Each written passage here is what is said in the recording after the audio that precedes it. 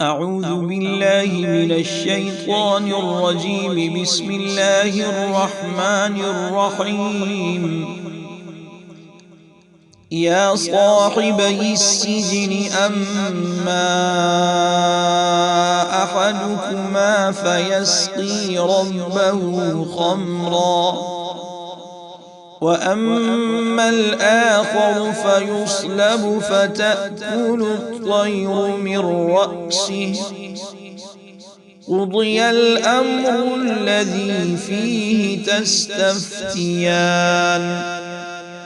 وقال للذي ظن أنه ناج منهما اذكرني عند ربك فأنساه الشيطان ذكر ربه فلبث في السجن بضع سنين. وقال الملك إني أرى 7 بقرات سمان يأكلهن 7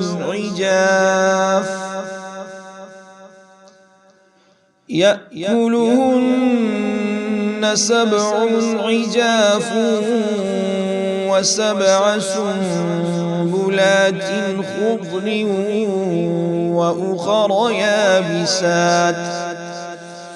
يا أيها الملأ أفتوني في رؤياي إن كنتم للرؤيا تعبرون. قالوا أضغاث أحلام وما نحن بتأويل الأحلام بعالمين.